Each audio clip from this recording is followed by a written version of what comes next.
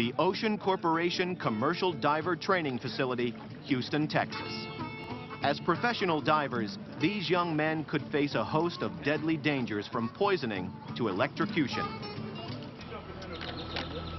Drowning and asphyxiation are responsible for 87% of all diver deaths.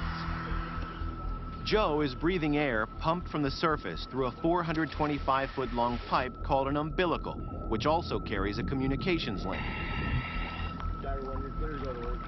At depths 130 feet below the surface, the team uses the umbilical to control a helium-air mix of breathing gas. His life is literally in their hands.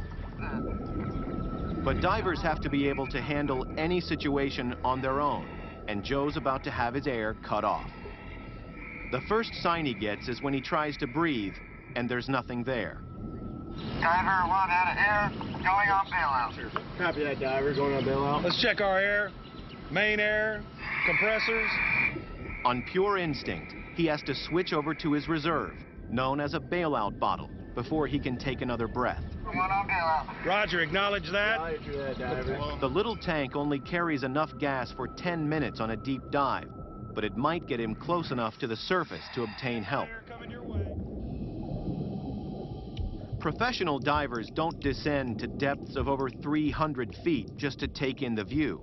They have work to do, and among the most dangerous jobs is welding. The welding equipment works by releasing bolts of electricity, which could easily electrocute an unprepared diver. So welding tools have to be encased in rubber to work safely underwater without unleashing electricity.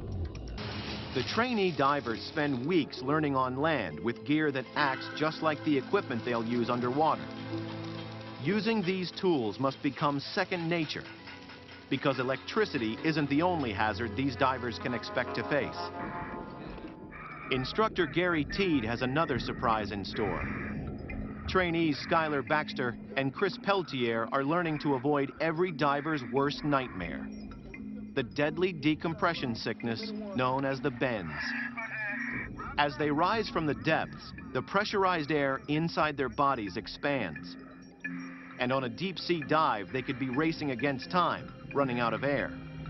When they come up too fast, air starts forming bubbles in their blood, which can obstruct the supply to vital body parts, causing blindness, paralysis, even death.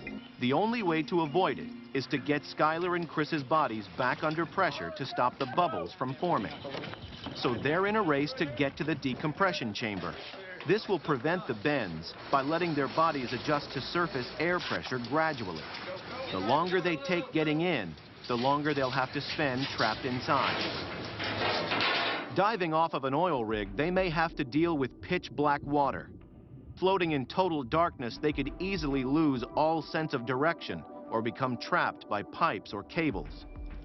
So they practice with their dive masks taped up, leaving them just a 2-inch gap to see through. Nobody does it better. From deep sea rig repair to rusty battleships, as long as the training is tough enough, these divers should be ready to handle any undersea job.